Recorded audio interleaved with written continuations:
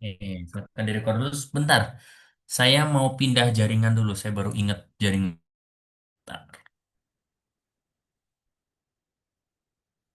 Oke, saya udah pindah jaringan. Oke. Jadi maaf ya, itu bukan EB ya, tapi EH ya. Identitas di H. Jadi ibaratnya kan kalian kalau punya pemetaan itu ada image kan ya atau range ya dari F. Nah, range dari sebuah homomorfisme karena homomorfisme itu semua pemetaan, berarti sama juga kan image dari homomorfisme ya sudah. Berarti semua elemen di G yang punya prapeta kan atau himpunan semua peta yang mungkin dari F. Jadi kalau saya gambarkan, ibaratnya G itu kalau dipetakan nanti akan mendarat di sini, ya. Nah, misalkan ini semua isi yang mungkin jadi peta. Nah, ini adalah image dari F ya, selingkaran di H itu ya. Nah, tapi di dalam G itu ada sekumpulan elemen yang dia kalau dipetakan itu akan hasilnya dipetakan ke identitas ya. Nah, ini adalah kernel dari F ya. Jadi kernel itu ada di grup yang grup domain. Kalau image itu ada di grup kodomain ya. Bagaimana? Apakah gambar saya sudah terlihat jelas ini? Sudah bisa dipahami kernel sama image?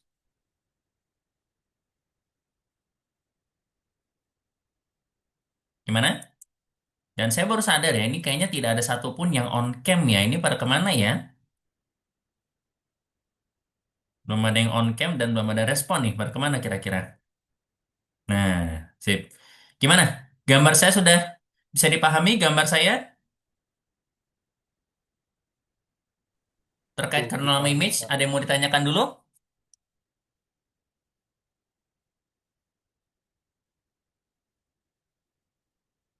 Mudah-mudahan bisa dipahami ya. Kalau nggak ada yang jawab, saya anggap udah pada paham loh ya. Nah, di sini kita masuk ke Saya latihan masih soal, nggak jadi saya kebayang, harap Bu. kalian bisa jawab bareng-bareng ya. Oke, ini sebenarnya kemarin sudah dikerjakan pas kelas luring ya, tapi nggak apa-apa, kita review lagi pas kelas daring ini. Nah, yang jadi pertanyaan saya, kemarin kalau pemetaan dari grup Z plus ke R bintang kali, itu dia merupakan homomorfisme ya. Oke, dia merupakan sebuah homomorfisme kalau Fn sama dengan satu. Nah, pertanyaan saya, kira-kira jangan image deh. Kernelnya apa kernelnya dari F?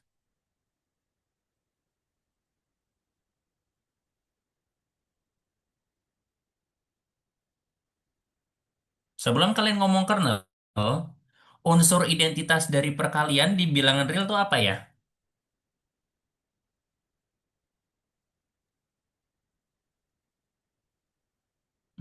Oke oke. Tapi kalau misalkan nggak ada yang nggak bisa jawab, tapi ribet juga ya, karena kalau kalian nggak ngerespon, susah nih di sini soalnya ya. Kalian kalau belajar sama saya, kalau kalian nggak respon akan berat. Nah, pertanyaan saya, siapa unsur identitas di grup R bintang? Satu, Pak. Satu, Pak. Satu, Pak. Satu kan? Nah, berarti kalian pikirkan siapa yang dipetakan ke satu? Kalau di pemetaan Fn sama dengan satu. Semuanya, Pak. Semua Z plus. Semuanya kan? Ya, semuanya dipetakan berarti kernel F sama dengan semua dari apa berarti? Semua dari mana? Z, Pak. Semua dari domain. Semua dari Z ya, Ya. semua bilangan bulat ya. Gitu, betul. Kalau image-nya apa image-nya berarti? Image dari F apa nih image dari F? Satu. Ada yang lain selain satu? Bisa nggak hasil petanya selain satu? Di pemetaan Fn sama dengan satu, apakah mungkin petanya selain satu? Tidak ada, Pak. Nggak bisa ya. Berarti Fungsi konstan. image-nya adalah satu. Tapi jangan tulis satu doang ya.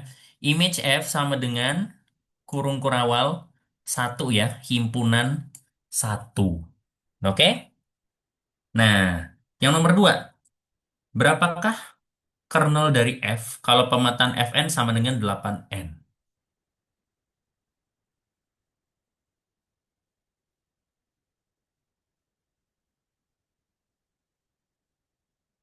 Jadi kemarin pemetaan dari grup Z ke 4Z dengan aturan Fn sama dengan 8N itu merupakan homomorfisme. Kernelnya apa kernelnya? Nol, Pak. Nol bukan, Pak? Oke, kernelnya 0. Ada lagi selain 0?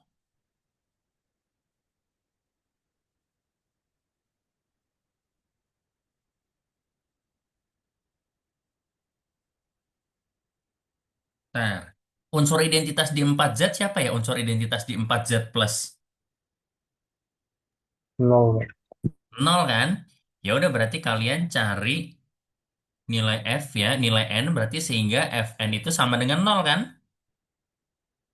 Nah, Fn-nya kan 8N. Berarti 8N sama dengan 0. Berarti N-nya berapa saja yang mungkin nilai N-nya? Nol doang, Pak. Hanya 0 saja kan ya. Jadi kernel dari F itu hanya berisi 0. Hati-hati nulisnya lagi-lagi ya. Pakai kurung kurawal ya. 0. Nah, pertanyaan saya, image-nya apa image-nya?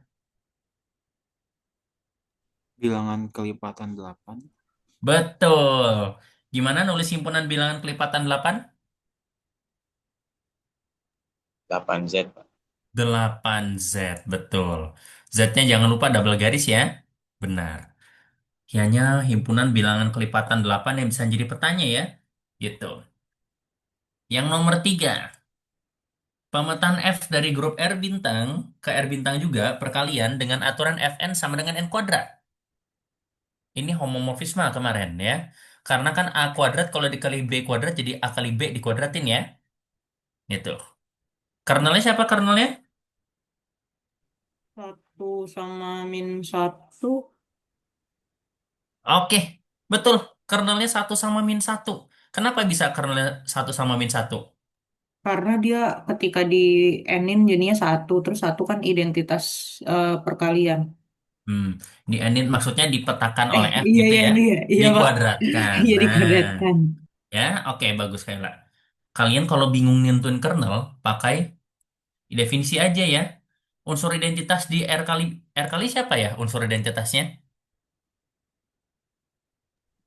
Satu. Satu, Pak. Satu kan? Berarti kalian harus cari nilai N sehingga Fn sama dengan N kuadrat sama dengan satu kan? N kuadrat sama dengan satu apabila N sama dengan satu atau N-nya sama dengan -1. Gitu ya? Oke, sekarang yang kedua. Siapakah image dari F? Nah, menarik nih. Di sini soalnya bentuknya unik-unik jawabannya. Berapa image-nya berarti? Bilangan real lebih dari nol, Pak. Betul. Dengan kata lain bilangan real positif ya. R bukan bintang, maaf. R plus ya. Kalau bintang tuh berarti kan nggak boleh nol tapi boleh negatif ya. R plus ya. Himpunan bilangan real positif. Karena semua bilangan kuadrat itu bisa bernilai positif atau nol. Tapi di sini kan nggak ada nol ya, jadi nggak boleh. Ya, jadi nggak bisa nol. Oke, nomor 4. Kalau pemetaan dari grup R plus ke grup eh, R plus kali ke grup R plus dengan aturan FR sama dengan logaritma dari R. Nah, di sini hati-hati. Kernelnya siapa kernelnya? Hati-hati ya, grupnya beda, identitasnya beda nih. Pokoknya kalian kalau belajar matematika, kalau kalian bisa stick ke definisi sama teorema, itu kalian belajar apapun pasti gampang. Kalau kalian bingung nentuin kernel yang fungsinya udah aneh-aneh, kalian ingat-ingat lagi, apa sih artinya kernel itu? Gitu ya. Coba, kalau yang nomor 4 ini kernelnya siapa coba? Satu, Pak. Oke. Kenapa satu? Soalnya log satu nilainya nol, Pak. Bagus ya, karena logaritma satu nilainya 0.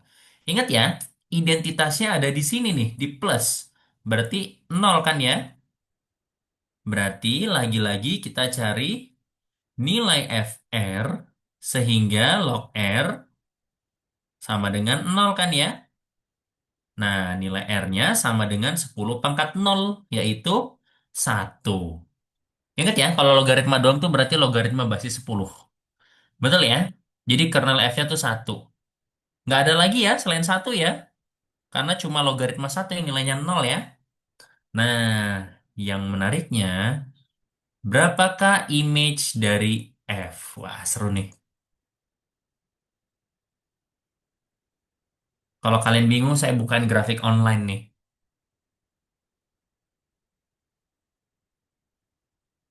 Ada yang bisa membayangkan image dari F apa? R plus juga ya Pak. Ada yang jawab R plus juga. Ada jawaban lain?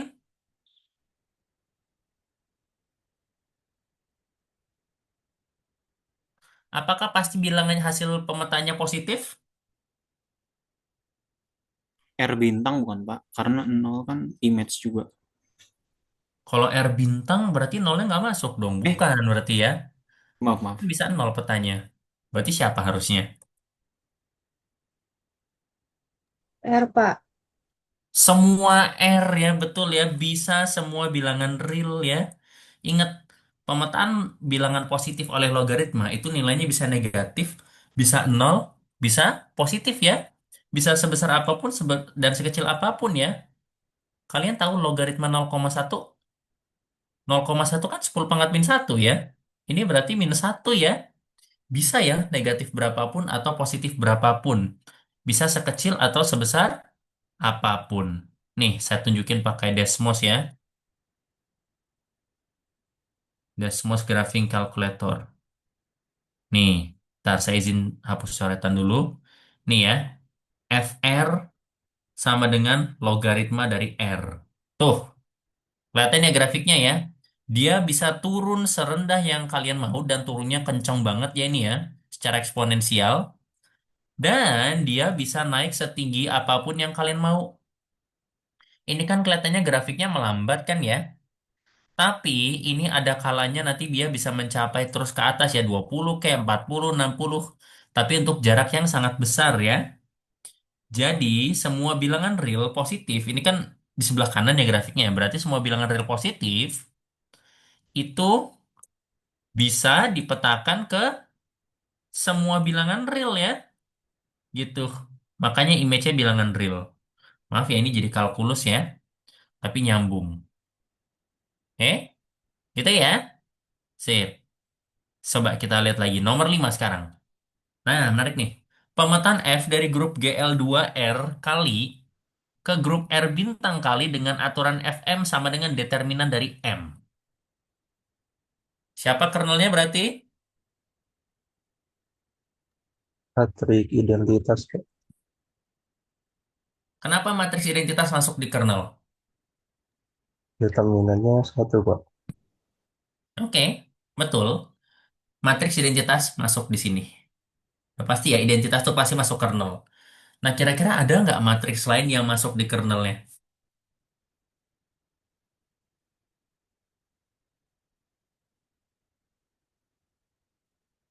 0111 Pak. Oke, berapa? Nol berapa? 0111. 0111 determinannya minus satu. Iya. Ingat ya, kan kita kan ke grup R bintang kali. Identitasnya satu kan? Ya So, udah, berarti akibatnya Fm sama dengan determinan dari M sama dengan satu kan? Matriks yang determinannya satu, siapa aja sih? Bisa kalian hitung nggak siapa aja? Ada berapa matriks yang determinannya satu? Apakah ada sedikit atau ada banyak? Banyak nggak sih Pak? Tidak terhingga gitu. Betul. Ya, jadi matriks yang determinannya satu itu tidak berhingga ya. Tidak berhingga. Tapi ada himpunan khusus untuk menuliskan matriks yang berdeterminan satu. Ada yang masih ingat nggak notasinya gimana? Kan kalau matriks biasa doang kan GL ya, kalau determinannya nggak nol. GL2R. Kalau matriks yang determinannya satu, ukurannya 2 kali 2, entry-nya bilangan real, gimana nulisnya? Ada yang masih ingat?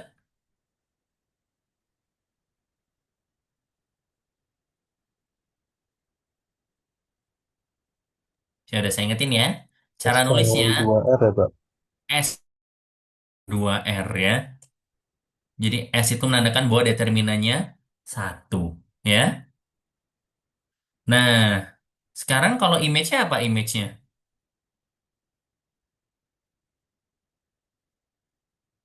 Uh, saya pindahin ke bawah aja.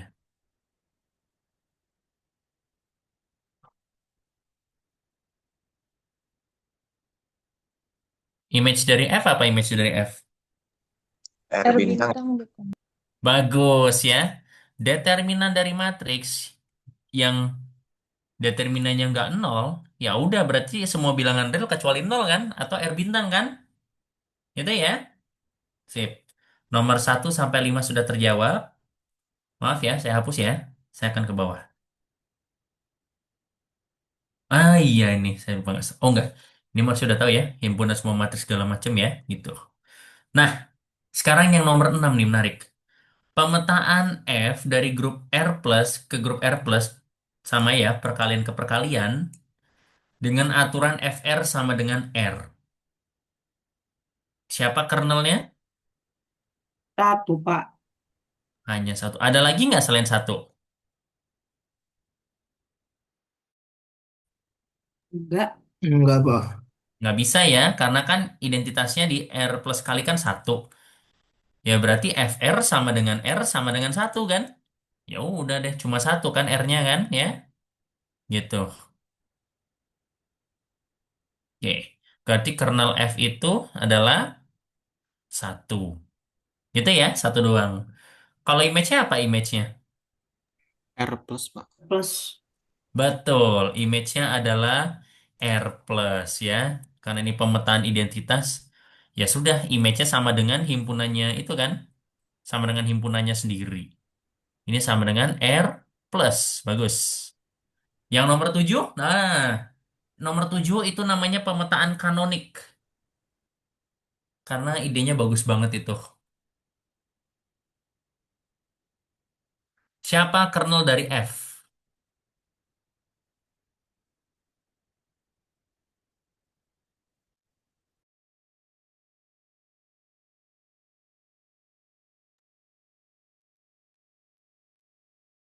Nah, mungkin di sini bentuk ya. Jadi saya bantu lagi. Coba kalian ingat-ingat siapa sih identitas di ZN?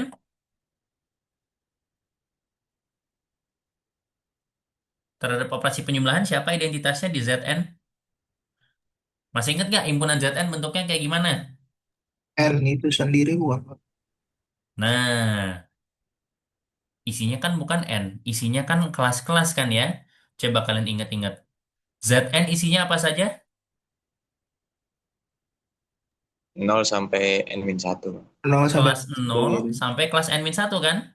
Kelas nol, kelas satu, kelas 2 sampai kelas N aduh, keklik maaf.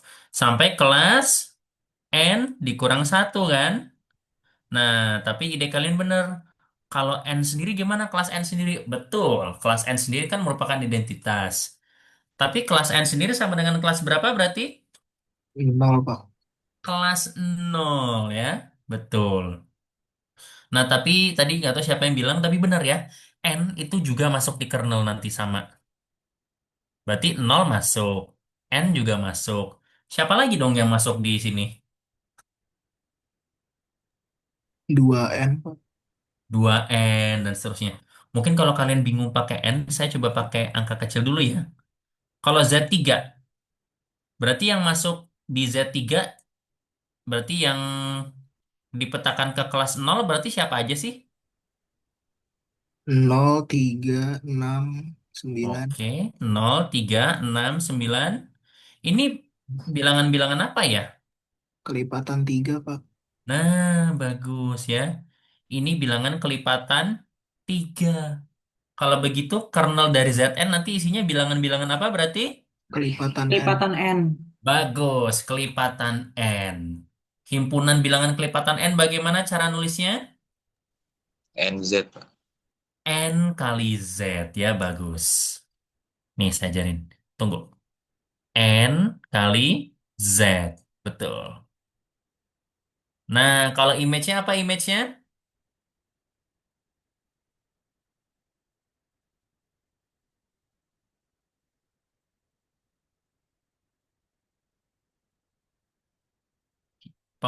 Petanya mungkin apa aja berarti?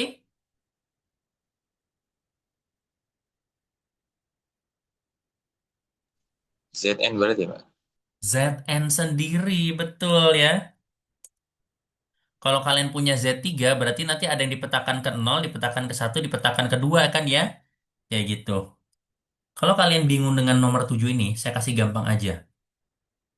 Ibaratnya, di nomor 7 itu, semua bilangan dipetakan ke sisanya apabila dibagi dengan N ya. Nih, saya kasih contoh gampang. Misalkan kalian punya Z5 ya. Z5, maaf, pemetaan dari Z ke Z5 ya.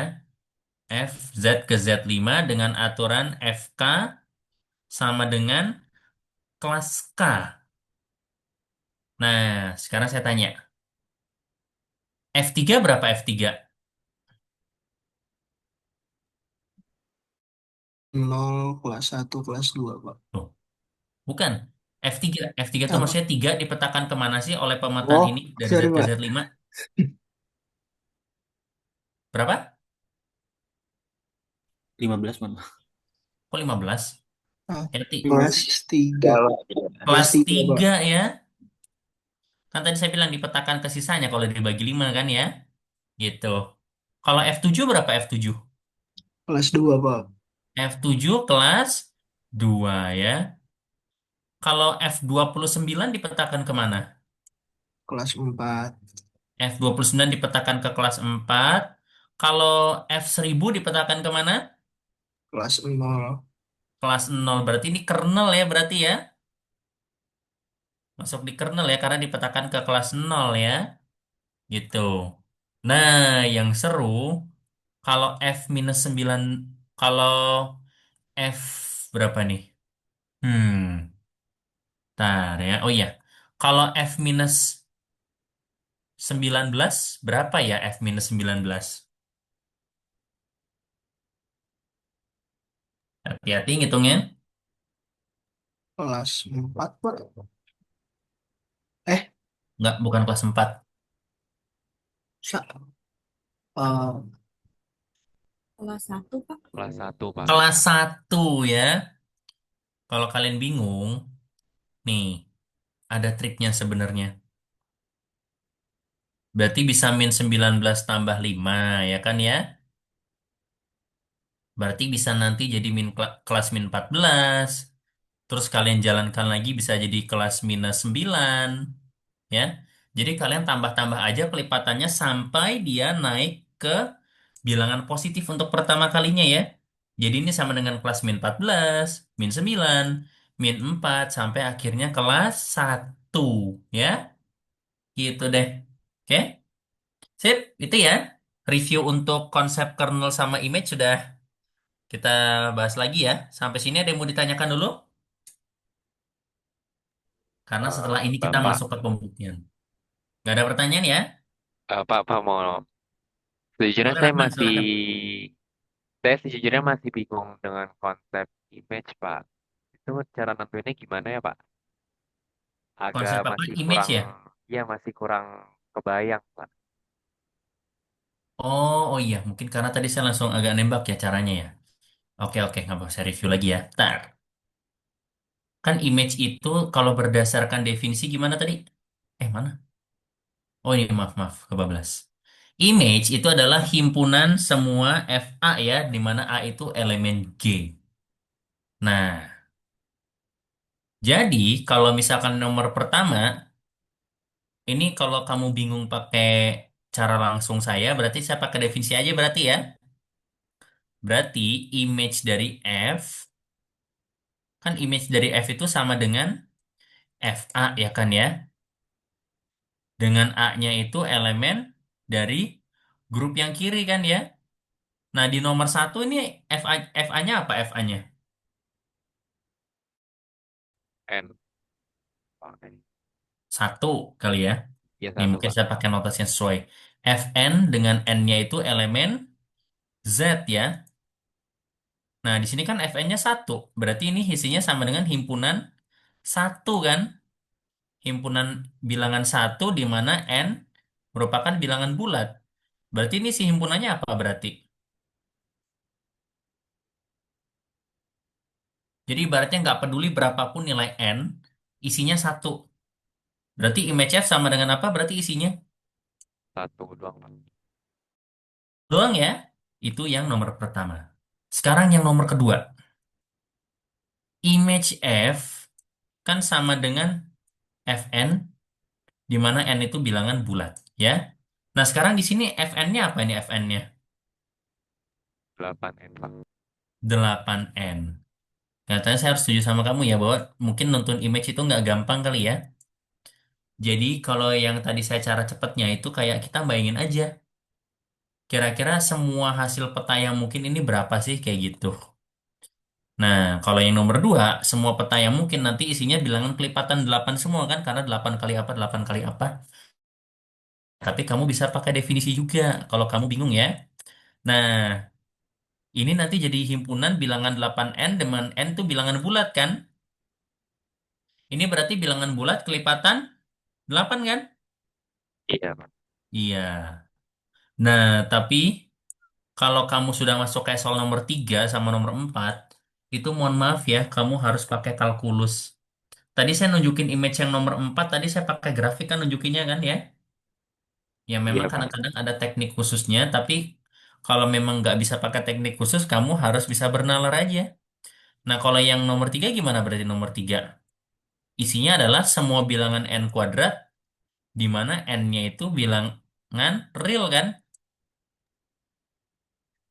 Nah, oh, n-nya bilangan real bintang ya, real yang tidak nol. Kira-kira kalau n itu bilangan real yang tidak nol, berarti nilai yang mungkin dari n kuadrat ya gimana, Rahman? Min satu dan satu, Pak. Maaf, agak plus gimana? Min satu dan satu. Min satu dan satu itu kernelnya, Oh image-nya iya, ini. image-nya. Kernelnya min satu sama satu, betul. Kalau image-nya ya ini berarti semua nilai Positif yang ya, mungkin Pak. dari n kuadrat apabila n itu sembarang bilangan real yang tidak nol. Berarti nilai yang mungkin berapa aja sih bilangan kalau dikuadratin? Gitu cara mikirnya kalau nyari image. Berapa coba Rahman? Real positif berarti ya, Pak. Bilangan real positif ya. Nggak bisa nol ya, karena nolnya tidak diperbolehkan ya. Gitu ya cara menentukan image, sudah jelas? Baik, sudah cukup jelas, Pak. Terima kasih, Pak. Oke, sudah jelas ya, sip. Oke, kalau begitu kita akan langsung lanjut ke teorema. Kalau ada teorema, berarti kalian harus buktikan ya. Nah, lihat nih. Oh iya, mungkin memang nggak semuanya bisa on cam. Yang bisa on cam diusahakan banget untuk on cam. Yang benar-benar kesulitan on cam ya udah. Ya dan nanti berarti pas dokumentasi saya akan minta untuk on cam ya. Gitu. Pastikan ada. Sip. Oke. Sekarang kita akan ke teorema 218. Buktinya saya minta kalian membuktikan sendiri ya. Karena tidak terlalu sulit. Jadi saya yakin kalian pasti bisa seharusnya ya. Jadi, ntar saya close dulu. Akan F itu adalah homomorfisme dari grup G ke grup H. Maka kernel F adalah subgrup dari G. Image F adalah subgrup dari H. Dan F itu adalah sebuah monomorfisme atau homomorfisme yang satu-satu jika dan hanya jika kernel dari F itu sama dengan hanya berisi elemen identitas ya. Oke. Nah, saya akan buktikan. Sambil kalian nunggu saya nge-setup, kira-kira idenya gimana nih untuk membuktikan bahwa kernel F adalah subgrup dari G?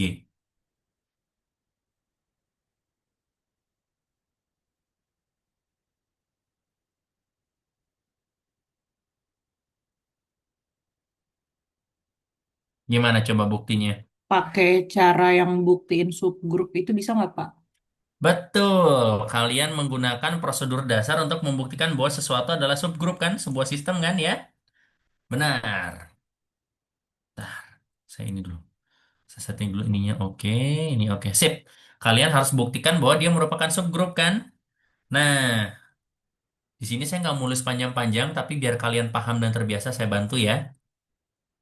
Akan Berarti pertama akan dibuktikan bahwa apa dulu yang harus dibuktikan kalau membuktikan subgrup?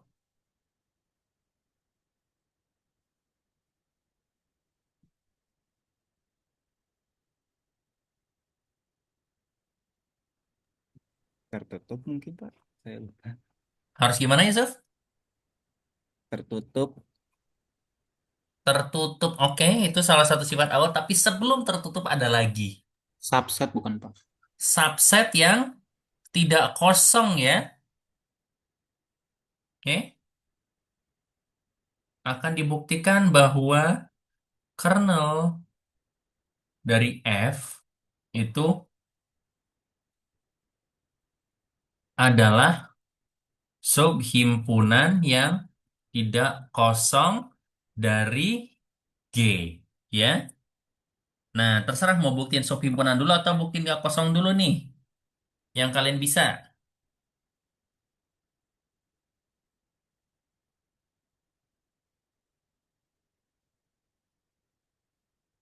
Mau buktiin tidak kosong dulu atau subhimpunan dulu? Kan subhimpunan tidak kosong berarti dua sifat nih. Mau buktikan kosong dulu atau subhimpunan dulu? Dua-duanya gampang kok. Kenapa kernel F itu adalah subhimpunan dari G? Kenapa semua elemen kernel itu ada di G? Ingat-ingat. Karena kernel itu identitas dan identitas itu pasti ada di G. Kurang tepat, Yusuf. Coba kita baca definisinya ya. Karena kernel itu dia mengambil elemennya dari G kan? Nih, tapi yang kamu bilang tadi benar ya, identitas pasti masuk betul. Kernel F itu adalah elemen himpunan semua A yang ada di G kan? Berarti jelas kan kalau ada elemen A itu kernel F, berarti A itu pasti elemen G dong ya kan ya? Karena elemen kernel diambilnya dari G kan ya? Seperti itu ya. Oleh karena itu, kernel dari F subset dari G ya. Gitu. Oke? Jadi kita coba tulis yang tadi. Kita punya bahwa nggak langsung aja deh. Kernel dari F itu adalah subset dari G karena berdasarkan definisi kernel, elemen-elemen dari kernel F diambil dari G ya.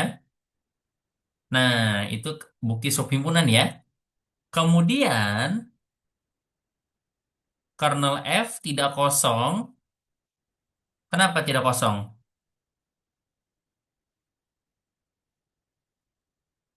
Kalian kalau disuruh buktikan himpunan gak kosong, ya udah berarti tunjukkan minimal ada satu kan isinya kan? Siapa sih yang pasti masuk di kernel? Identitasnya, Pak. Ah, identitasnya siapa?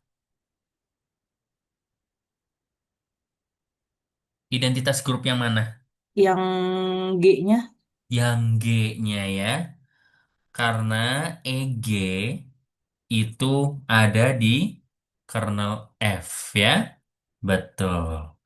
Jadi hati-hati ya, kita kan udah ngomong dua grup nih. Kalian ngomong identitas harus jelas identitas yang mana ya, gitu. Oke? Kenapa ini identitas selalu masuk? Kalian mungkin bisa coba lagi. Kenapa identitas dari G pasti masuk di kernel? Yang lain juga bisa lihat di modulnya kenapa kenapa identitas dari grup G selalu masuk di kernel?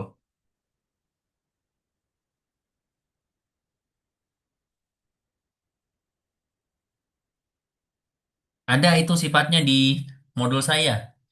Teorema berapa yang bilang identitas itu selalu masuk ke kernel? Ayo kita baca lagi bareng-bareng ya. Teorema mana? Lah itu atasnya langsung ya. Ya karena ini ya, kan identitas dari G itu selalu dipetakan ke identitas dari H. Berarti otomatis identitas dari G itu selalu merupakan anggota dari kernel F ya. Gitu. Oke? Jadi kernel itu tidak mungkin kosong karena identitas di grup sebelah kiri itu selalu masuk ya di dalam kernel. Jadi minimal isinya EG doang ya. Berdasarkan teorema berapa itu maaf? Berdasarkan teorema 217 ya. Oke. Emang nggak tahu itu bener 217 apa 216 ya? Saya harus cek lagi karena kalau nggak salah saya agak kegeser deh angkanya tuh. Oh benar 217 ya. Oke. Berdasarkan teorema 217. Nah, baru setelah kalian membuktikan bahwa G itu adalah kernel F itu subhimpunan tak kosong dari G, akan dibuktikan bahwa operasi tertutup ya. Kemudian akan dibuktikan bahwa kernel F tertutup terhadap operasi bintang ya.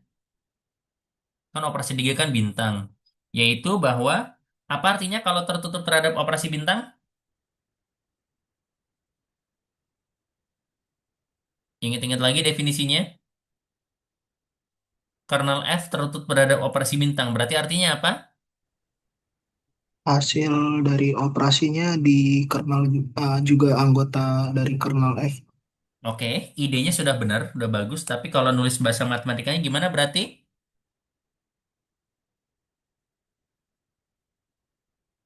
Untuk setiap, Untuk setiap A dan B elemen kernel F, oke, untuk setiap A dan B elemen kernel dari F. A, Mhm. A bintang B juga elemen kernel F. Oke, bagus. Berlaku A bintang B itu juga elemen dari kernel F ya. Gitu. Maaf. Nah, gimana cara membuktikannya?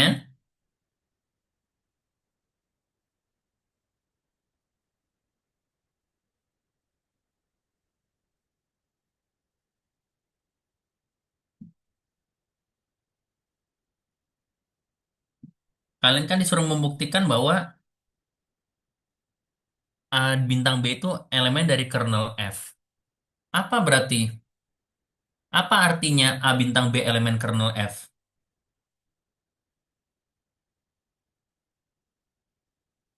Ayo lihat lagi definisi dari kernel.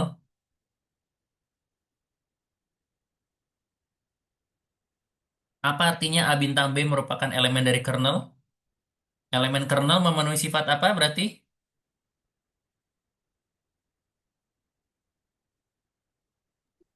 F A bintang B sama dengan E G Pak. H. Betul ya, yaitu peta dari A bintang B itu sama dengan identitas kan? Identitas di mana? Di H. Di H, betul ya. Nah, kalian disuruh buktikan bahwa FA bintang B itu elemen H.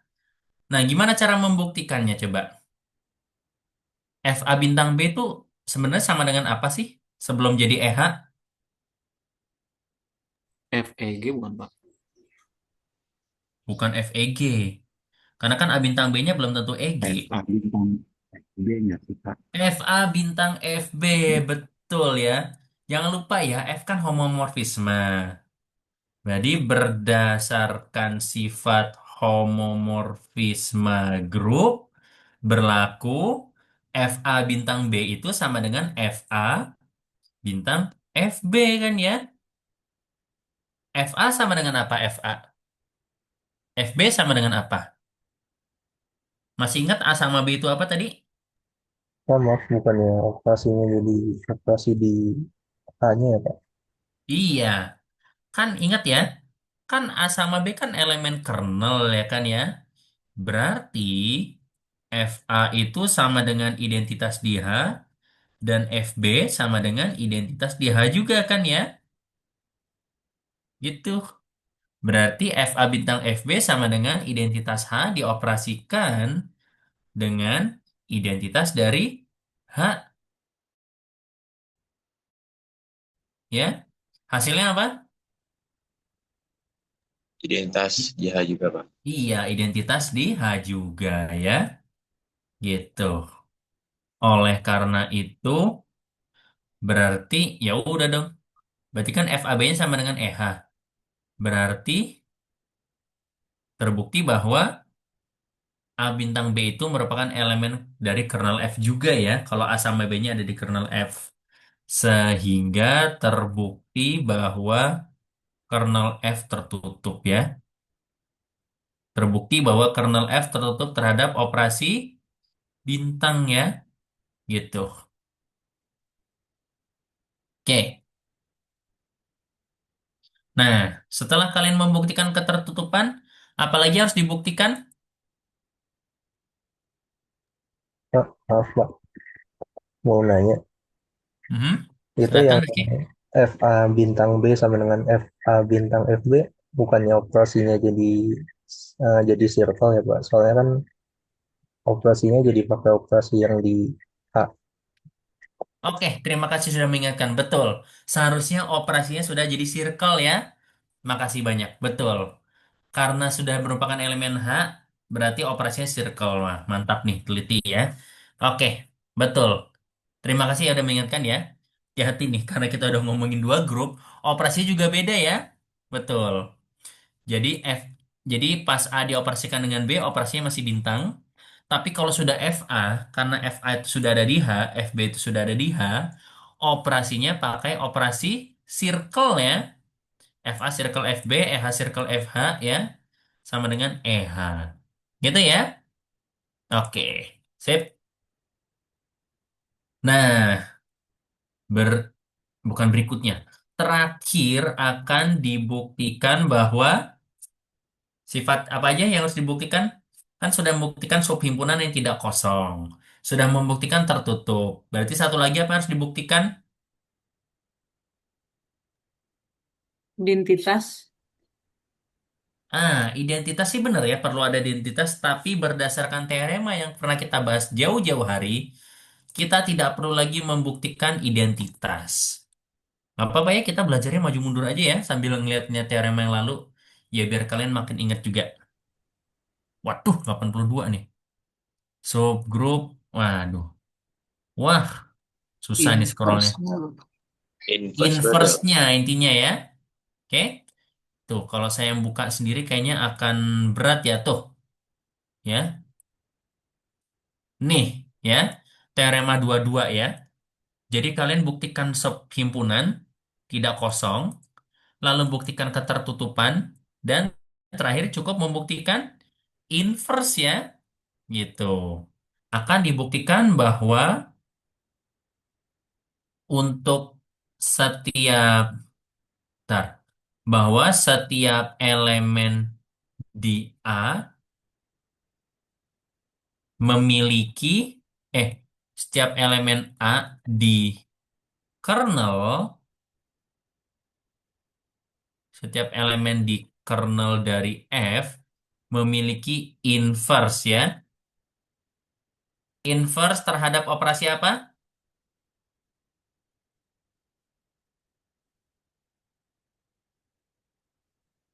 Circle, Pak. Hati-hati. Kernel itu ada di mana? Ada di G atau di H tadi kalau dari gambar saya tadi? Di Pak. Di G di kan? Kan kernel itu kan elemen yang kalau dipetakan hasilnya identitas di grup sebelah kan? Kalau dipetakan berarti dari grup asal dong, dari G kan? Ya. Berarti terhadap operasi apa berarti yang di G? Bintang. Operasi bintang ya. Begitu. Ya. Misalkan A itu elemen kernel kernel dari F ya. Nah, di sini kira-kira diapain?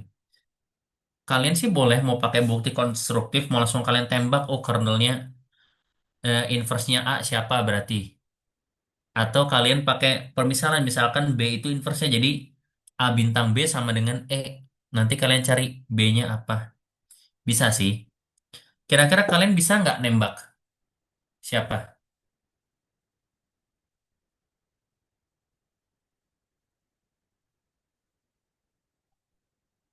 Ada yang tahu kira-kira inverse-nya A di kernel siapa?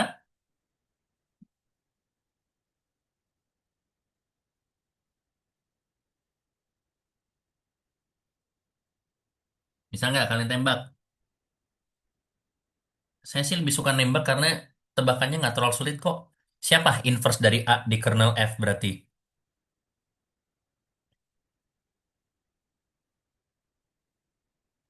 Saya Satu kasih per A mungkin. seper A. Nggak bisa seper A dong.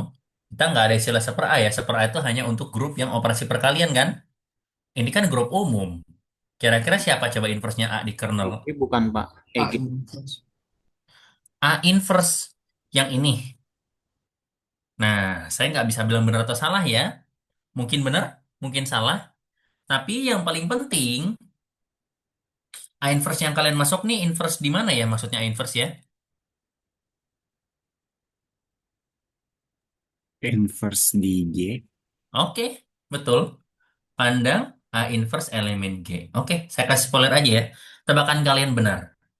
Inverse dari A di kernel F itu adalah sama dengan inverse dari A di dalam G. Kayak gitu. Nah, cuma salah satu. Kalian yakinkah A inverse itu ada di kernel?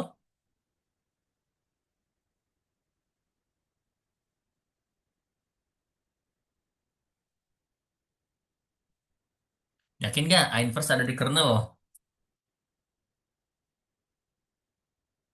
Kita punya bahwa yakin kalau A inverse dipetakan itu nanti ada hasilnya jadi identitas juga gitu? Kan kalau dipetakan jadi identitas berarti masuk di kernel kan? Nah, di sini kalian harus buktikan bahwa A inverse itu masuk di kernel juga kan ya? Ya udah, kalian petakan saja. Apakah ada yang masih ingat kira-kira FA inverse itu sama dengan apa ya? A inverse yang di teorema berapa ya? Di modul, saya lupa lagi. Di teorema 217 ya? Inverse. Betul, pakai teorema 217. Nih, ya.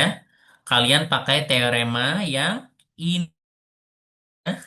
Jadi teorema 217 ini sangat berguna untuk membuktikan grup dan subgrup dari kernel dan image ya. Gitu. Oke? Kita punya bahwa FA inverse sama dengan FA di inverse kan? Nah, sekarang bentuk ini jadi apa? Elemen H di inverse kan. Elemen H di inverse kan? Elemen H-nya siapa? Kamu tahu nggak? Sorry, identitas, elemen identitas dari H di inverse kan. Oke, betul. Ini nanti jadi elemen identitas di inverse kan? Kenapa kok ini jadi elemen identitas? Kan FA-nya tadi elemen identitas. Bukan. Eh, Karena A-nya kernel. A-nya A-nya kan anggota ada dari. di kernel. Iya, Berarti FA sama dengan EH ya kan ya? iya, Pak. Inverse dari EH apa inverse dari identitas? Identitas itu sendiri, Pak. Iya, identitas itu sendiri ya. Nah, ini kita punya bahwa menurut teorema 217, FA inverse itu ternyata sama dengan EH kan? Sehingga A inverse itu elemen dari kernel F ya, gitu. Dan apakah A dioperasikan dengan A inverse jadi E di G gitu?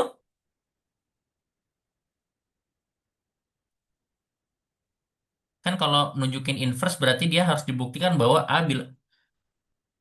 kalau A dioperasikan dengan A inverse itu sama dengan E kan ya di G ya. Apakah ini benar berlaku seperti ini? Iya, Pak. Ya benar pasti berlaku ya karena kan gini, ini kan inverse di G.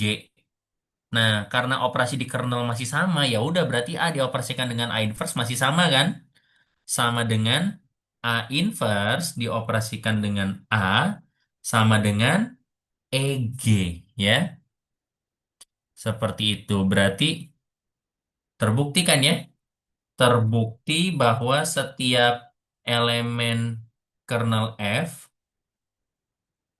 memiliki inverse terhadap operasi bintang ya. Ya udah deh, selesai kan ini berarti ya. Terbukti bahwa kernel F adalah subgrup dari G. Gitu ya. Itu baru satu dari tiga loh. Masih ada image sama jika dan hanya jika ya. Ini baru bukti yang nomor satu. Ini nggak apa-apa ya. Karena gini, saya khawatirnya soal yang baru saya ajarkan tadi itu salah satu dari soal terakhir yang ngitung. Ini ke belakangnya sampai akhir dari bab 2 itu membuktikan semua ya. Nah, kalian tahu kan membuktikan nggak gampang. Dan saya sendiri tahu kan saya belum selesai bikin modul. Karena saya sendiri juga agak kesulitan itu, lumayan itu. Ya, materinya ke belakang tuh susah itu. Makanya, di sini saya memang ngabisin banyak waktu untuk kalian latihan membuktikan biar terbiasa ya. Nanti jangan khawatir nih. File ini akan saya share ke kalian ya, semua penulisan bukti. Nanti tolong kalian pelajari baik-baik ya. Coba kita cek lagi, bener nggak nih? Pertama akan dibuktikan bahwa tidak kosong. Ini benar-benar. Kemudian akan dibuktikan bahwa kernel F tertutup terhadap operasi. Oke, betul. Terakhir akan dibuktikan bahwa ini tertutup terhadap operasi bintang. Saya spasi kayak gitu ya. Oke, sip. Nah, sekarang kita ke bukti yang kedua. Sama ya, prinsipnya subgroup. Kalian mau membuktikan bahwa kernel dari kalian mau membuktikan bahwa kernel dari F itu adalah subgrup dari G. Caranya pakai metode subgrup kan ya?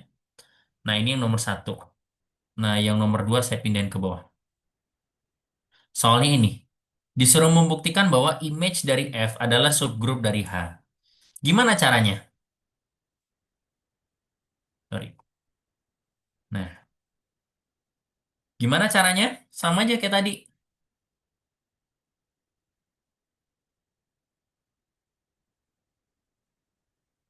Kan kalian disuruh membuktikan bahwa image itu adalah subgrup dari H. Buktikan image gimana? Buktikan image? Buktikan subgrup.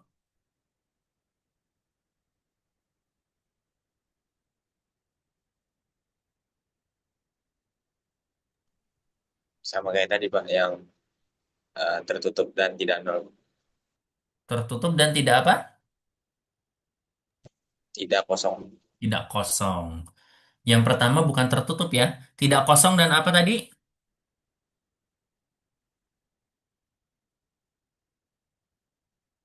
Tidak kosong dan apa?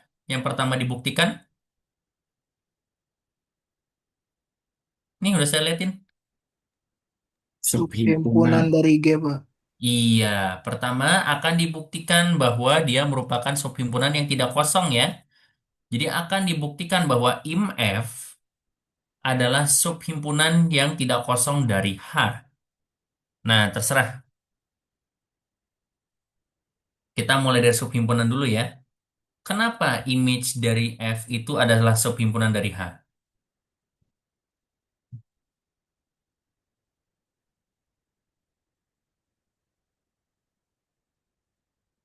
Tadi definisi dari image, gimana definisi dari image?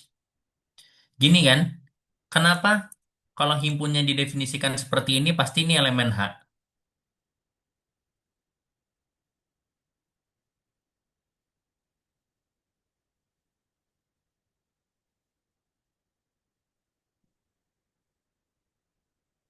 Kenapa yo? Kenapa FA itu pasti elemen dari H? Ya simpel aja berdasarkan definisi Tapi kan, kan tapi ngomongnya gimana?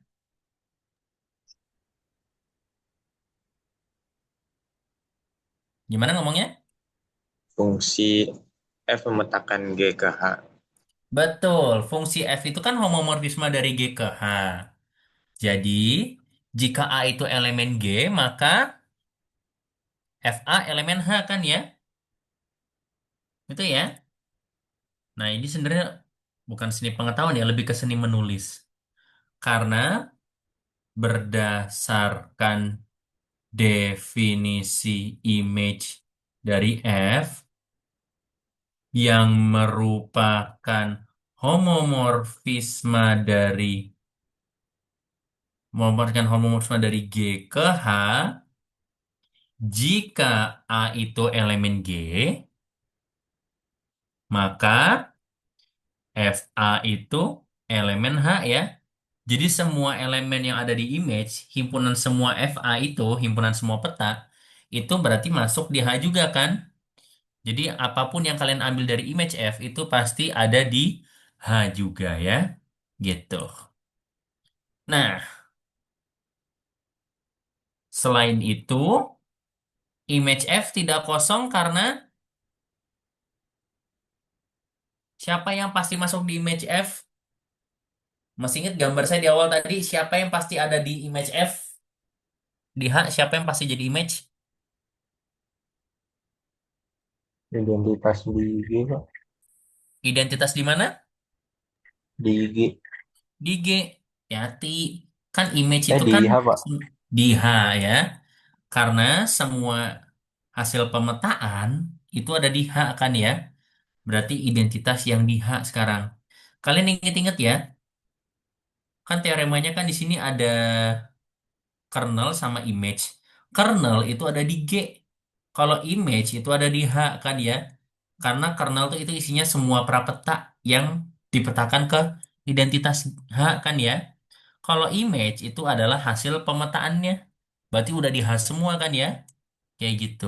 Oke. IMF itu tidak kosong karena identitas dari H itu pasti masuk di image dari F ya. Gitu. Berikutnya apa yang harus kalian buktikan?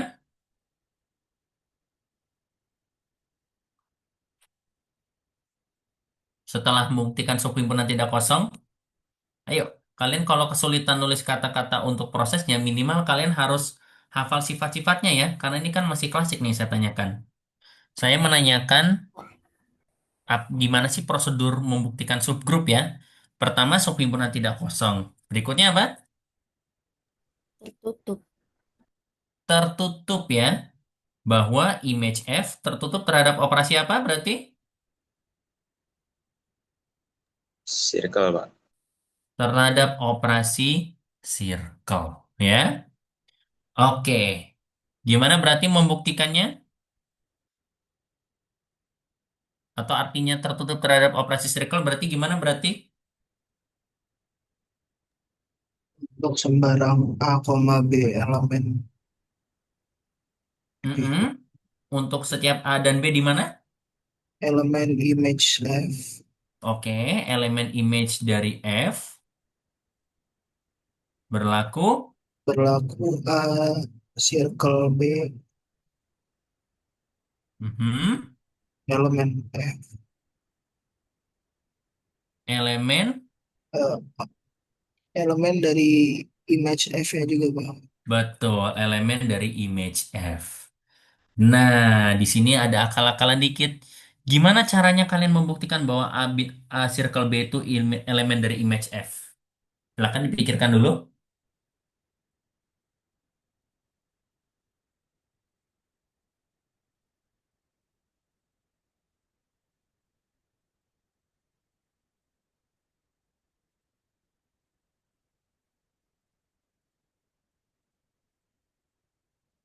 Kalau A circle B itu merupakan elemen dari image F, itu artinya apa ya? Dia merupakan anggota dari peta. Berarti apa artinya?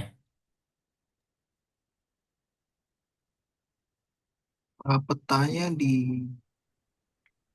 Dia dia punya prapeta berarti kan ya? ya Betul. Dia punya prapeta.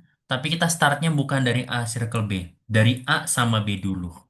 Jadi, karena A dan B itu elemen image F, maka, nah, gimana berarti ngomongnya? A sama B punya prapeta. Ngomongnya gimana berarti nih? ada X, Y yang memenuhi fx sama dengan A dan fb sama dengan Iya sorry betul. Y sama dengan B. FY sama dengan B. Oke, bagus ya. Itu prapeta ya. Maka terdapat X, Y. X, Y-nya di mana berarti? di G Pak. Di G ya, dari himpunan asal. Sehingga, sehingga F, X F, sama dengan A Fx sama dengan A, dan Fy, sama dengan B. ntar dulu ya, ini laptop saya kepanasan, saya mau close dulu kayaknya kebanyakan aplikasi. Ntar, soalnya nge-lag. Nah, sip. Sehingga Fx sama dengan A dan Fy sama dengan B ya, gitu. Nah, sekarang gimana cara membuktikan bahwa A operasi B itu ada di elemen merupakan elemen dari image F? Kira-kira dua persamaan ini diapakan?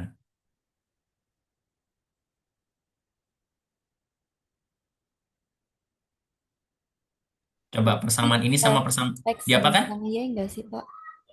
Diapain, Bori? FX bintang Y sama dengan Hmm, ujung-ujungnya ada fx bintang y-nya betul.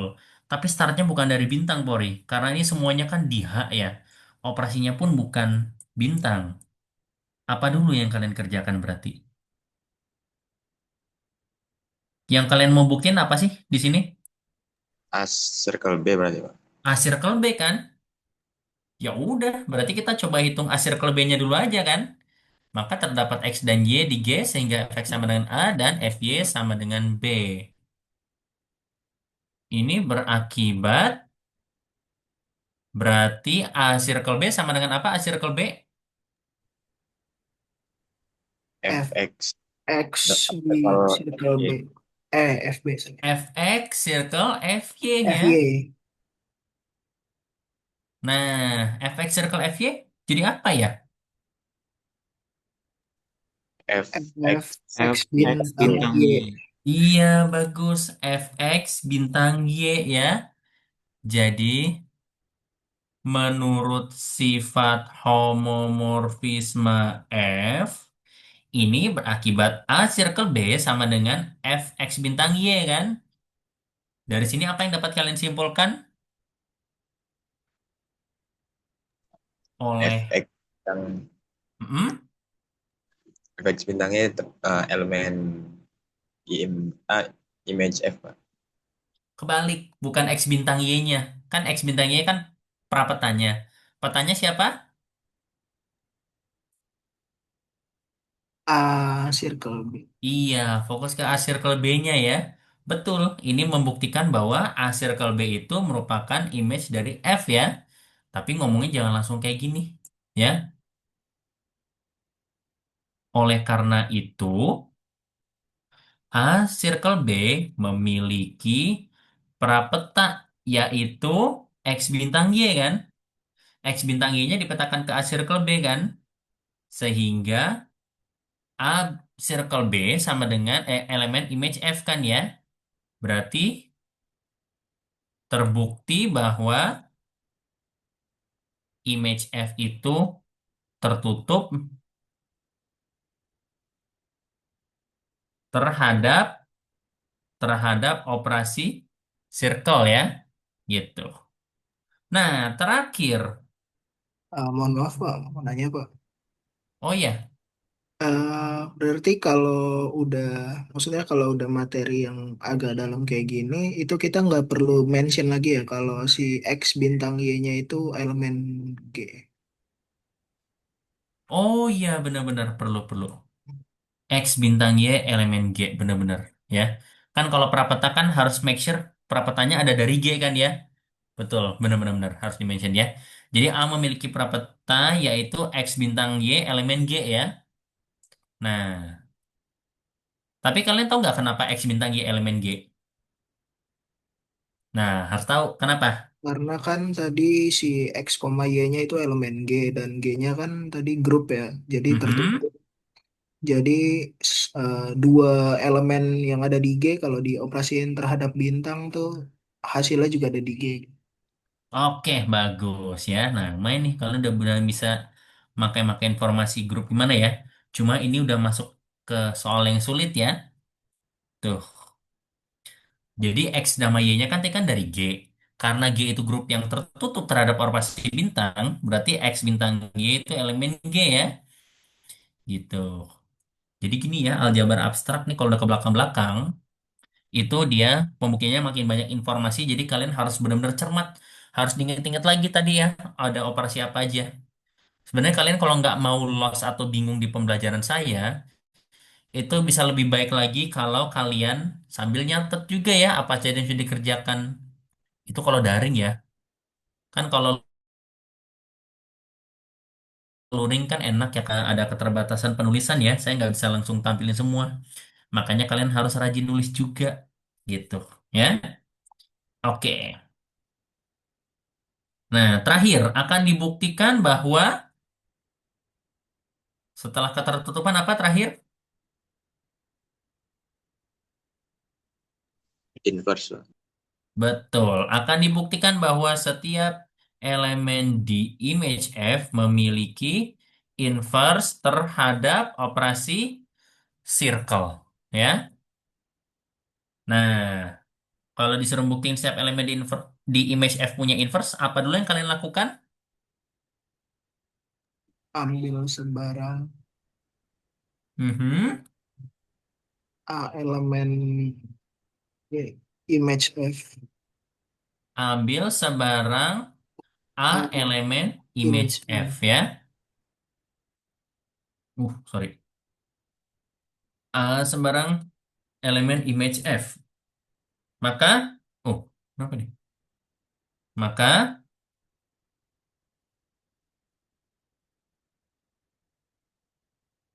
ntar ya saya izin save dulu ya. Ini kayaknya komputer saya udah mulai ngawur, takut hilang. Ntar dulu. Nah, sambil kalian mikir juga ya. Kan A-nya kan adalah elemen image F. Berarti, terserah nih kalian mau nebak inverse-nya siapa, atau mau ngutang-atik dulu dengan A, gimana kira-kira?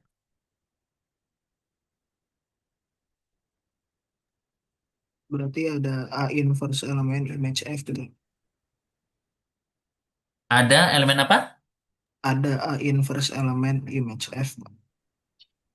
Nah, itu dia. Kalau ada elemen A inverse F itu berarti A inverse elemen image F itu berarti kan ini ya, apa namanya? Hmm, berarti itu hasil akhirnya kan? Berarti ada prosesnya dulu dong.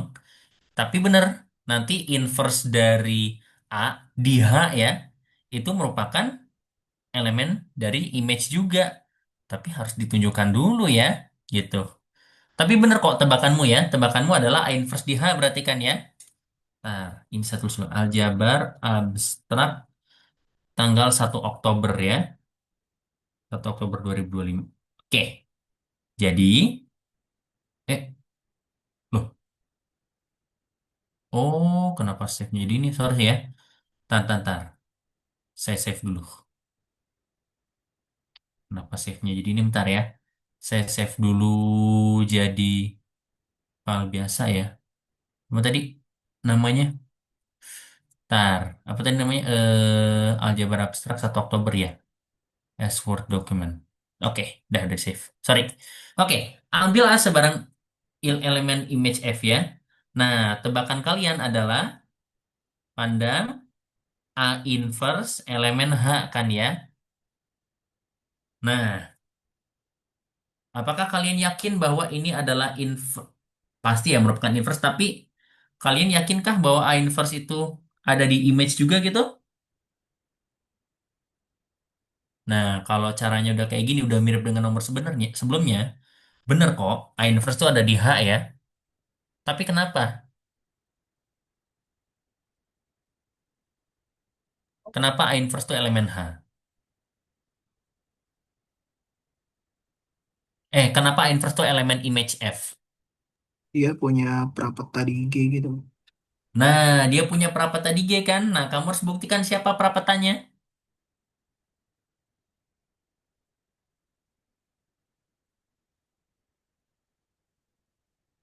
Nah, kan agak susah ya kita nyari perapatannya ya. Kalau gitu kita balik dulu ke sini nih. Kan A-nya kan elemen dari image F. Apa artinya tadi? Eh, terdapat X terdapat elemen X G. elemen G. Terdapat X elemen G sehingga Fx sama dengan A. Fx sama dengan A ya. Betul. Nah, sekarang pandang A inverse elemen H. Nah, A inverse-nya gimana? Oh, gampang sih. Kan tadi kan udah punya Fx sama dengan A kan ya. Berarti A inverse-nya gimana dong? Fx inverse. Betul. X inverse. Maka A inverse itu sama dengan Fx inverse. Nah, ayo Fx inverse sama dengan apa? F dari X inverse. Iya, betul, bagus. F dari X inverse ya. Udah, persamanya gitu doang. Ini saya tekankan lagi ya. Menurut teorema 217, kalau inverse bisa dimasukkan ke dalam kayak gitu ya. Seperti itu. Nah, sekarang kalian yakin gitu X inverse tuh ada juga di G gitu? Iya Pak, soalnya G-nya grup tadi. Jadi ya inverse dari suatu elemen yang ada di G pasti ada di G juga. Oke, mantap. Berarti kalian sudah mulai, oke, main kan dengan kita latihan bukti gini lama-lama kalian jadi hafal terus kan sifat grup ya, jadi tahu ya propertinya ya. Tapi betul, cara mikirnya kayak gitu ya. Karena X itu elemen dari G, maka X inverse itu, kok gini, sorry. Maka X inverse itu adalah elemen dari G. Sehingga,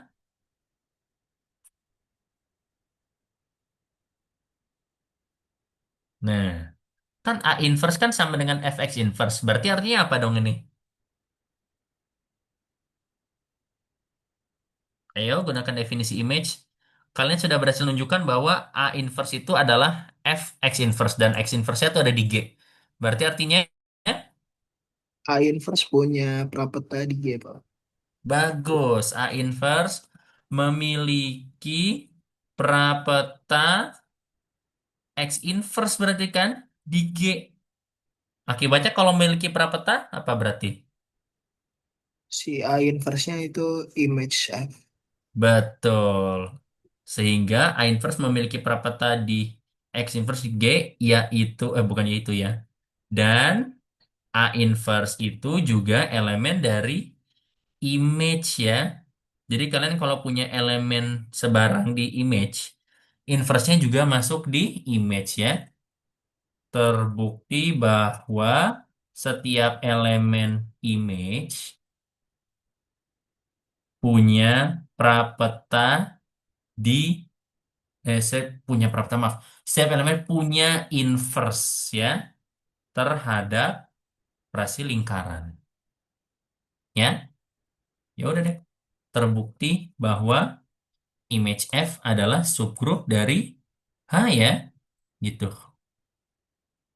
Adalah subgrup dari H. Gitu ya. Lumayan ya. Kita melakukan pembuktian. Ini udah berjalan 76 menit ya pembelajaran ya. Kita udah bahas apa aja hari ini? Coba kita lihat. Tuh. Kita baru bahas satu latihan soal ya, nge-review kernel sama image. Baru satu latihan soal sama ini ya, sama membuktikan teorema baru dua ya. Itu baru dua loh, masih ada satu lagi ya. Tapi mudah-mudahan yang ketiga itu lebih gampang. Jadi kayaknya kalau saya lihat gini ya, semua siswa yang saya ajar kayaknya kalau dikasih contoh, oke, bagus bisa memahami. Tapi kalau pembuktian masih perlu banyak latihan lagi ya. Nah, ini berarti buat masukan juga, berarti kita harus lebih banyak latihan membuktikan ya berarti ya, gitu. Nah, kalau begitu sekarang kita coba yang nomor tiga. Kalian harus buktikan yang nomor tiga. Nah, mana kok? Sorry. Ya, yang nomor tiga. F adalah sebuah monomorfisme jika dan hanya jika kernel Ah, F itu sama dengan elemen dari G. Pak izin bertanya Pak. Siapkan Zidan. Itu yang tadi tadi kan hasil akhirnya tuh si A inverse memiliki prapeta yaitu X inverse di G ya Pak. Itu Hmm. kata-kata selanjutnya harusnya sehingga atau akibatnya nggak sih Pak? Kalau dan berarti kan itu dua hal yang terpisah gitu ya. Wah, bagus. Betul. Diksinya ya. Jadi nggak langsung terjadi bareng ya. Jadi dia merupakan miliki prapeta dulu, lalu ini berakibat ya. Akibatnya A inverse itu merupakan elemen dari image F gitu maksud kamu ya? Iya Pak. Oke, betul betul. Terima kasih atas koreksinya. Benar ya. Biar lebih enak dan nggak ambigu. Betul. Karena nggak terjadi bersamaan. A inverse memiliki prapeta X inverse dulu di G. Akibatnya A inverse itu elemen dari image dari F. Bagus ya. Oke, terima kasih. Betul, kayak gitu. Oke, kita lanjut ya ke yang ketiga ya. Buktikan bahwa F adalah sebuah monomorfisme jika dan hanya jika kernel dari F itu sama dengan hanya berisi elemen identitas dari G. Monomorfisme adalah homomorfisme yang satu-satu. Kemudian, karena teorema ini jika dan hanya jika, berarti kalian harus buktikan dua arah ya. Bukti dulu yang ke kanan ya. Nah, kalau bukti ke kanan artinya gimana berarti? Misalkan F adalah sebuah monomorfisme. Akan dibuktikan bahwa EG ya akan dibuktikan bahwa kernel F sama dengan himpunan EG doang ya. Kayak gitu. Kira-kira gimana cara membuktikannya? Kalian harus buktikan bahwa isi dari kernel itu adalah hanya berisi EG doang.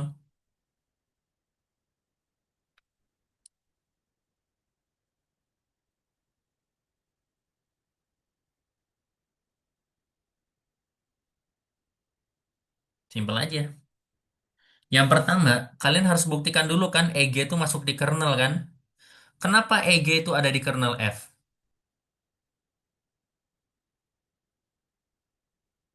Kenapa identitas di G itu pasti masuk di kernel F?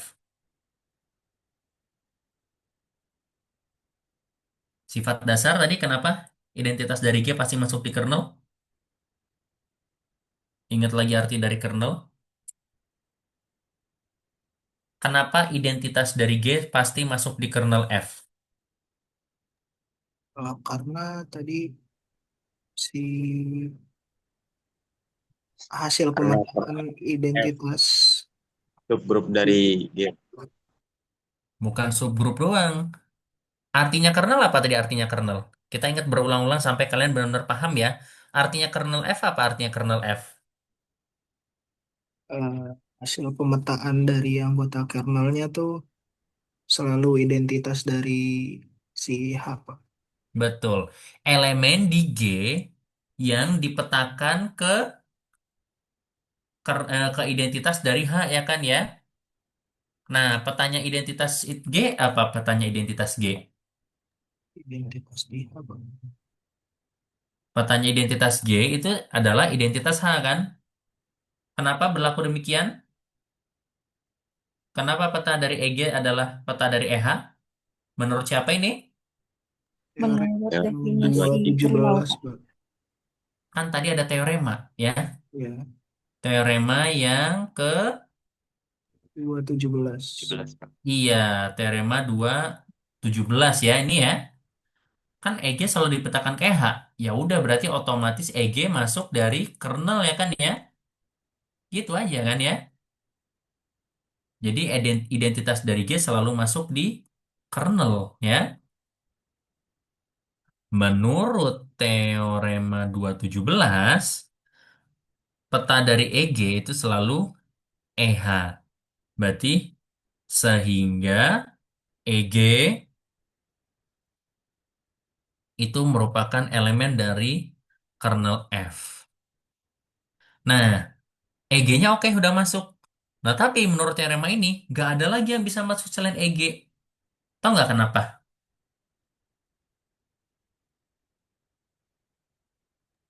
Karena F-nya satu-satu, Pak.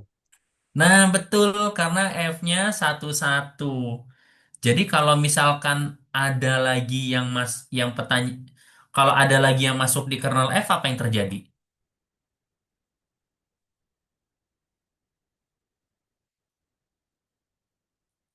Saya nulisnya kayak gini. Andai kan terdapat elemen lain A, elemen G dengan A itu tidak sama dengan E, sehingga A tidak sama dengan EG ya. A tidak sama dengan EG sehingga A itu elemen dari kernel F, maka apa yang terjadi? Kalau A itu elemen kernel F berarti berlaku apa berarti? FA sama dengan E apa? Betul. Maka FA, peta dari F itu peta dari A sama dengan identitas dari H kan ya? Masalahnya apa masalahnya? A-nya nggak sama dengan E gitu. Nah, ini berarti terdapat terdapat A dan EH di G. Jadi ada dua elemen di G sehingga FA itu sama dengan F dari EG. Salah itu bukan EH ya, ini EG ya. Terdapat FA sama dengan FEG. Jadi ada dua elemen A sama EG yang petanya tuh sama ya, yaitu EH, tetapi A-nya tidak sama dengan EG ya. Sehingga ini berkontradiksi dengan, berarti ini melanggar sifat apa ini berarti? Satu-satunya Pak. Iya, dengan fakta dengan fakta bahwa F adalah monomorfisme ya. Berarti homomorfisme yang satu-satu ya. Jadi F-nya nggak satu-satu dong kalau ada elemen lain selain kernel F kan ya. Oleh karena itu, tidak ada elemen lain selain EG yang dapat merupakan anggota dari kernel F. Sehingga terbukti bahwa kernel dari F itu isinya cuma EG doang ya. Kayak gitu. Bukti kanan sudah selesai ya. Nah, yang bukti kirinya lebih susah lagi ya. Bukti kiri berarti misalkan kernel dari F itu sama doang akan dibuktikan bahwa F itu ini diberikan bahwa F-nya adalah homomorfisme ya. Jadi kita nggak usah buktiin bahwa dia homomorfisme lagi ya. Cukup buktikan bahwa dia satu-satu ya. Akan dibuktikan bahwa F adalah sebuah monomorfisme. Yaitu F satu-satu ya. Nah, artinya akan dibuktikan bahwa kalau F satu-satu itu berarti apa berarti? Ayo definisi fungsi satu-satu gimana berarti? Akan Oke. dibuktikan bahwa untuk setiap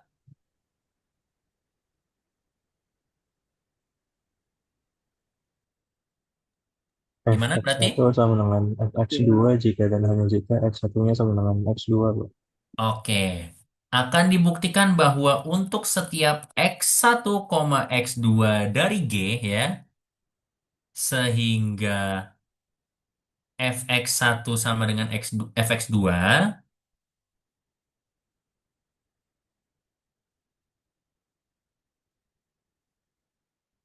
berlaku X1 sama dengan X2 ya. Nah, saya baru kepikiran juga caranya menarik nih.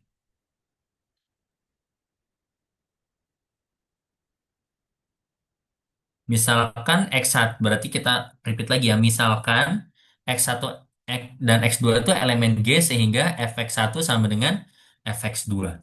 Maka, nah di sini kuncinya kalian main-main sama persamaan ini nih, fx1 sama dengan fx2.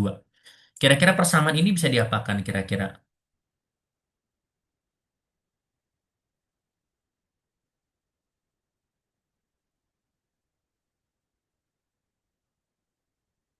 Nah, di sini nih kalian main akal-akalan. Kira-kira persamaan ini bisa diapakan kira-kira?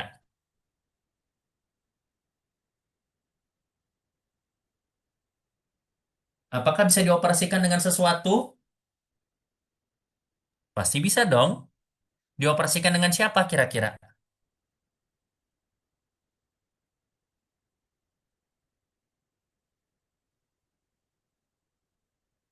Ya, dioperasikan dengan siapa? Inverse dari F-nya, Pak.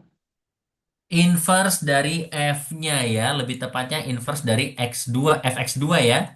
Jadi boleh dong saya operasikan dengan F dari X2 tapi inverse-nya ya. Nah, mungkin salah satu tantangan dalam pembuktian adalah memunculkan ide itu ya. Tapi yang penting minimal kalian harus bisa menuliskan ininya ya, definisinya. Kalau untuk nyari langkahnya memang harus ini sih latihan muncul ide ya. Makanya kayaknya kita udah kalau udah minggu kelima dan seterusnya ini harus banyak latihan pembuktian ya. Oke. Kayak gini berarti kan ya. Fx1 dioperasikan dengan fx2 inverse sama dengan fx2 dioperasikan dengan fx2 inverse. Ini persamaannya jadi apa kira-kira? Satu dioperasiin sama fx2 inverse sama dengan identitas apa Iya, ini yang kanan sama dengan identitas. Di mana identitasnya? di H, Pak. Di H ya. Nah, berarti sekarang yang kiri nih. Kalau menurut teorema 217 berarti fx2 inverse sama dengan apa ya? Di Satu F inverse. X2 inverse. Nah, inverse-nya masuk ke X2 ya. Iya, Gitu. Pak. Ini saya remove enclosing character, remove superscript jadi kayak gini kan? Nah, sekarang pakai sifat apa nih kira-kira? Fx1 dioperasikan dengan fx2 inverse jadi apa ya? Fx1 operasi Dioperasikan Satu tentang dengan di X2 inverse. Betul, pakai sifat homomorfisme, X2 ya, inverse-nya masuk kan ke dalam kan? Jadi gini Pak. kan ya? Nah, berarti ini akibatnya apa?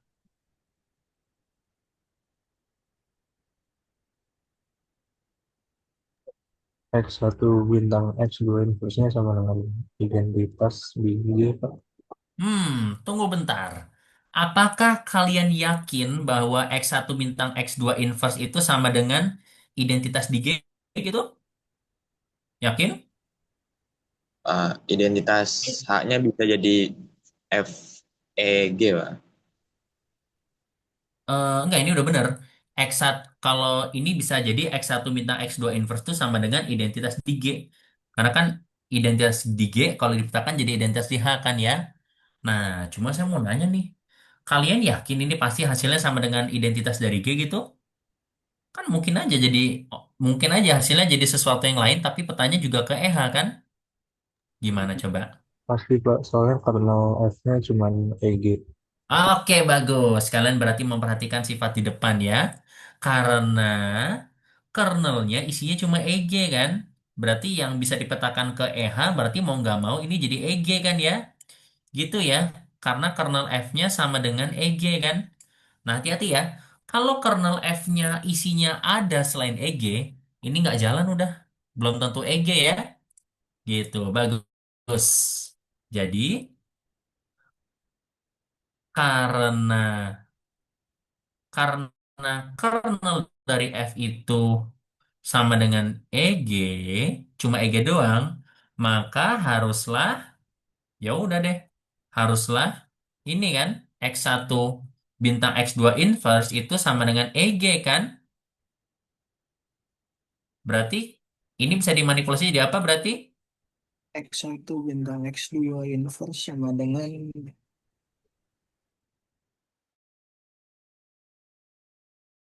inverse.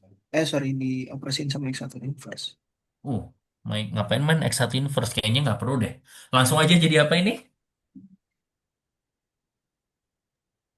Gampang aja. EG-nya dijadiin Kedua X2 ruasnya bintang. dikaliin, dioperasiin sama X2 inverse. Iya, kan bisa digituin. Bisa Langsung dioperasin dengan, bukan X2 Inverse, siapa? enggak, X2 X2 bang. X2 doang ya. Kali ini saya nggak usah pakai kurung lagi. Kalian sudah paham ya sifat asosiatif ya. Berarti apa hasil akhirnya? X1 sama dengan Sama X2. dengan X2 bang. Iya, terbukti kan? Nih lihat nih. Kalian berangkat dari fx1 sama dengan fx2, akibatnya jadi x1 sama dengan x2 ya. Ya udah terbukti bahwa satu-satu kan? Ya, gitu. Terbukti bahwa f satu-satu. Sehingga f adalah sebuah monomorfisme ya. Luar biasa ya pembuktiannya ya. Ya udah deh. Ini mengakhiri bukti kita ya. Terbukti berarti kan ya bahwa F itu monomorfisme jika dan hanya jika kernelnya itu cuma EG doang. Jadi kalau F itu monomorfisme, maka kernelnya isinya cuma EG.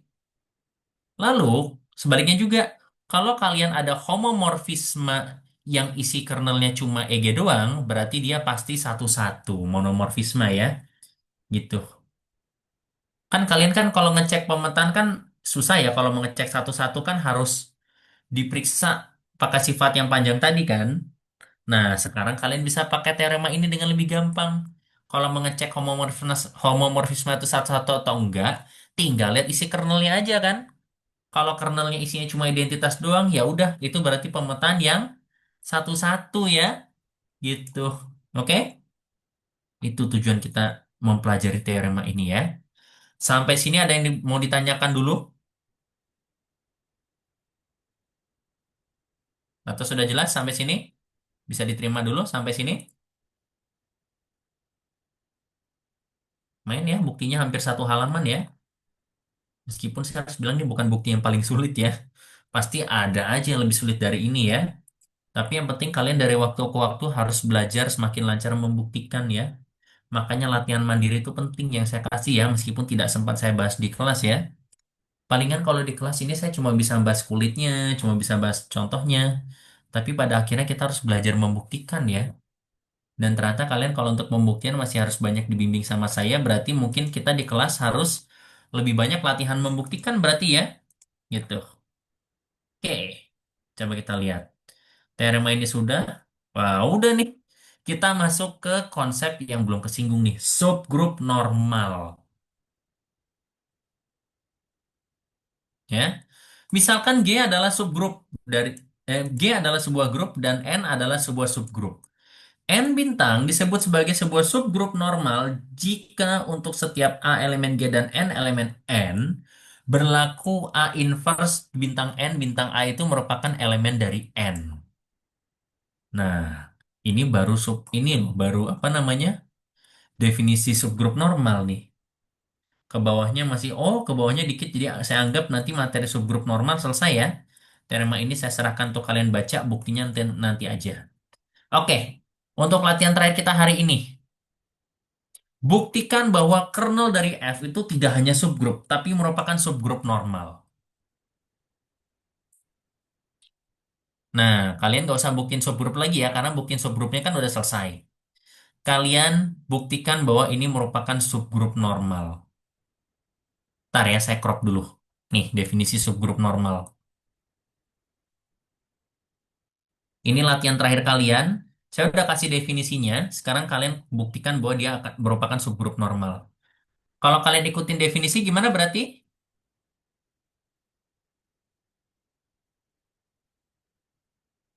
Kalian disuruh buktikan bahwa kernel itu subgrup normal dari G bintang. Gimana berarti?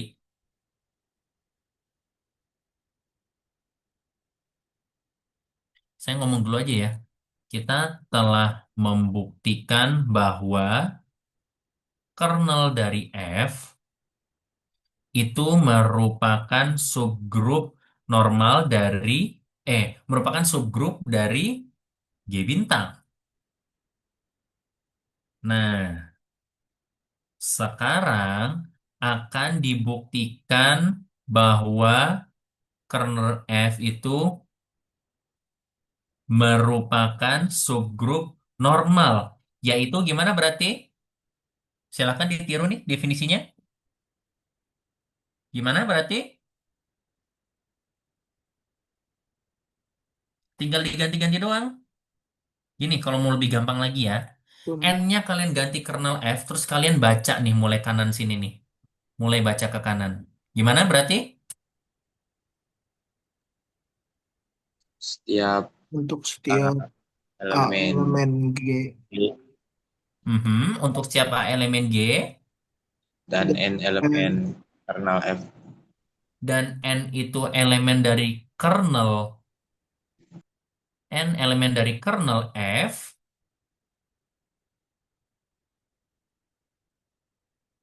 Mhm. Berlaku Lanjut ya.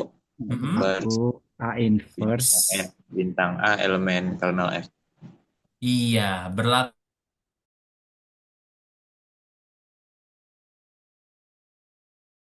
atau setaranya nggak usah ya. Itu cuma bentuk lainnya doang, tapi cukup sampai sini aja. Nah, berarti kalian disuruh membuktikan bahwa A inverse NA itu merupakan anggota dari kernel F. Berarti gimana cara membuktikannya? Kan disuruh membuktikan ini anggota kernel F. Supaya dia merupakan anggota dari kernel F, berarti harus memenuhi sifat apa berarti? Syarat anggota kernel apa? Syarat anggota kernel? A inverse dioperasiin sama N dioperasiin sama A inverse itu juga anggota dari kernelnya Pak. Nah iya, itu yang saya tanya. Gimana Hmm, caranya dia merupakan anggota dari kernel F? Apa syaratnya anggota kernel tadi? Kernel itu apa? Untuk F elemen A, FA sama dengan identitas di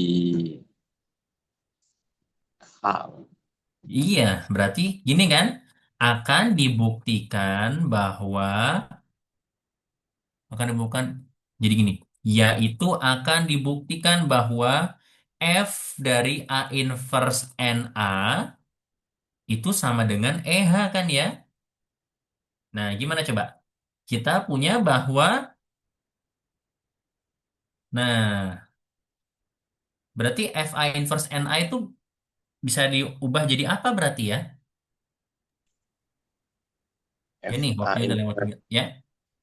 Mm-mm. FA inverse di uh, operasi circle circle FN FN circle FA. Mm-mm. Operasi dengan Fn, lalu Operasi dengan FA. oke, operasi dengan Fa. Nah, ini jadi apa coba?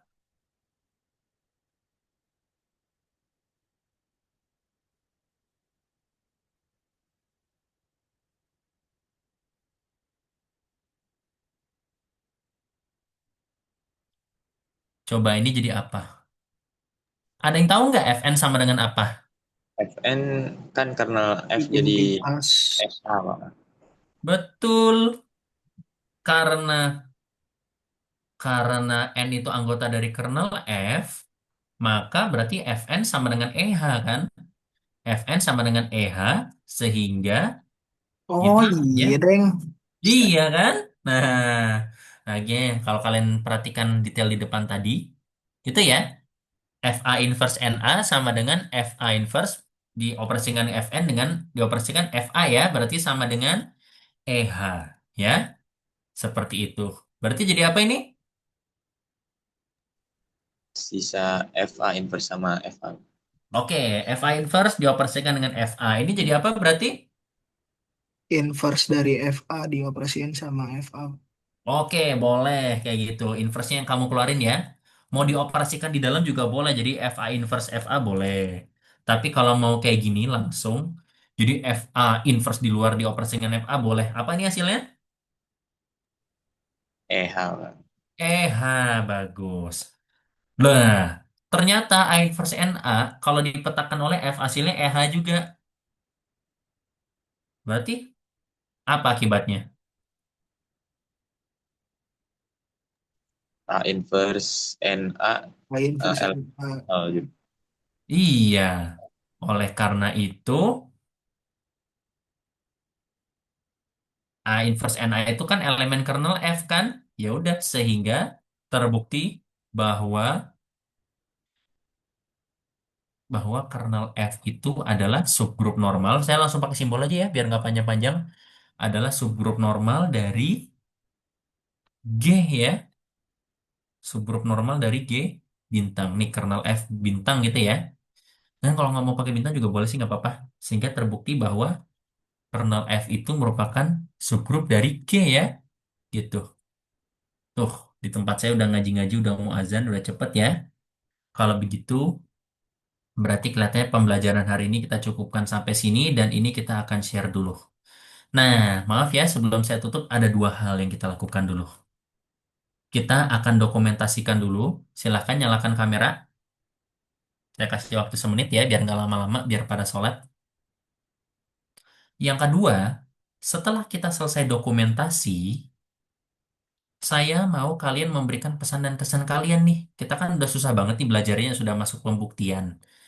Kalian boleh deh cerita ke saya apa sih kendala kalian dalam melakukan pembuktian atau belajar aljabar abstrak selama 5 minggu nih, apa sih kendala kalian?